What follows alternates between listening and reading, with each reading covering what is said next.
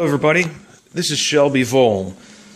This is my YouTube name. It's also my FPV pilot name, and my group also calls me Duct Tape, and they know why. So without further ado, I've been asked to be a tester for this new mini that just came out on RC Groups by QuadRevo called the MOGO 250. I was out in North Carolina today, and I was going to be gone the whole weekend, and I was anticipating getting this on Monday. When I got home tonight, unpackaged it, laid it out, checked everything out, figured I'd do part one of my 4-part series. Part one is just going to be obviously this unboxing and kind of going over what I initially think. Part two is going to be the build, and part three is going to be finishing of the build with tuning the control board that I'm going to be using, which is either going to be the Naze 32 or the CC3D board. I haven't determined which one I'm going to use yet, but I'll get to that later in the week when I get to that point. And then part 4 is going to be a flight recording of how good it looks, how good the video looks once I've tuned it out, and then also how durable it looks, because or how durable it is, because I'm going to crash it.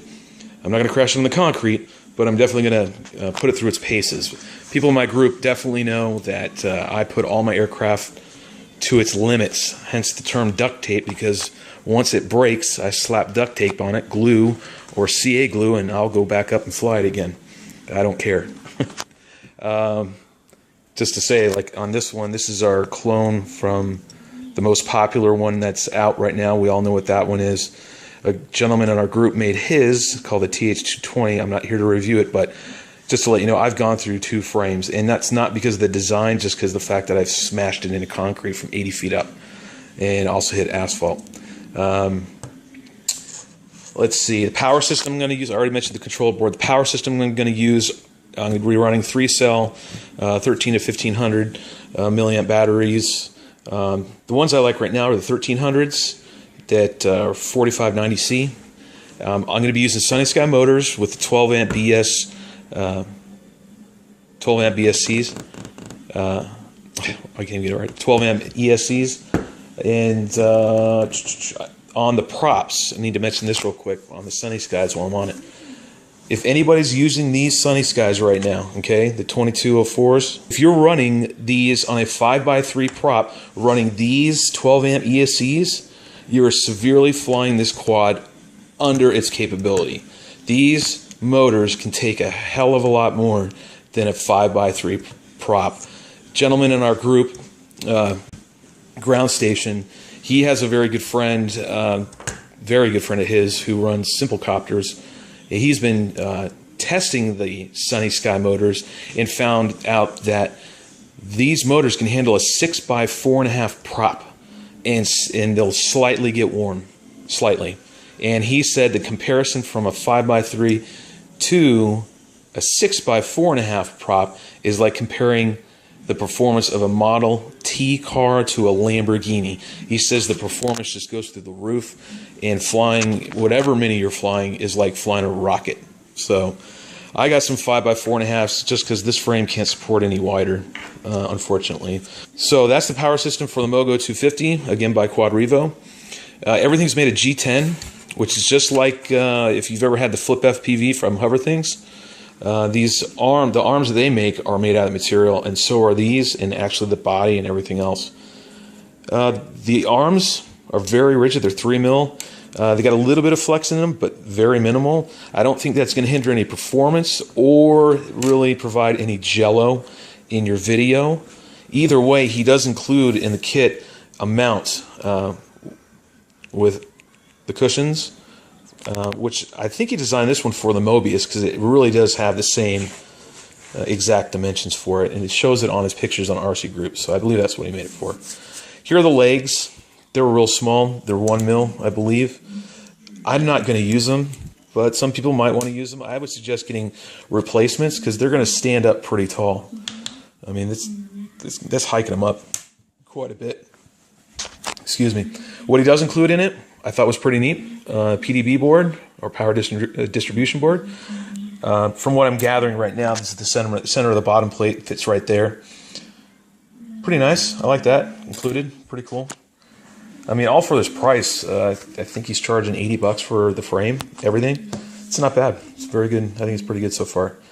Let's see. We got some nylon screws, nylon standoffs right here, and another set of standoffs. I don't know where they go yet because, again, I don't have a build manual.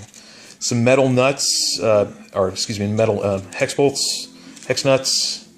Again, these ones right here are nylon, and I believe those are going to be for your control board, which is right here.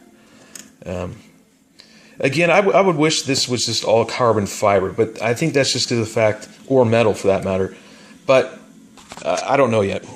I'm not going to shoot it down at all. Initial review of this right now, I would give it a B+. Just because the instruction manual is not with it, that's a minus. I believe you might have it online, but I like to have it in front of me and thumb through it and keep it on hand, as opposed to going on my phone and looking everything up. Let me go ahead and just show you the comparison with the most popular, which this isn't that one, but it is the clone once again. Just don't want to get in trouble with anybody. To show you a size comparison, what's the difference? Obviously, it's a 250 versus this is a 220. This frame is. The initial, I've already done this before, it's about an inch to an inch and a quarter longer than the current most popular one.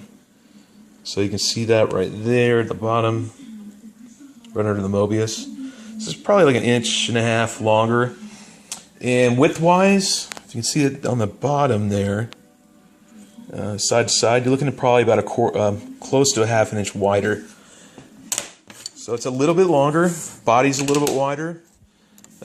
Width-wise, total width-wise, it's almost the same. It's just a little bit wider than the clone that you see in front of you. So, you know, it really will be able to thread the needle, I think, in spots.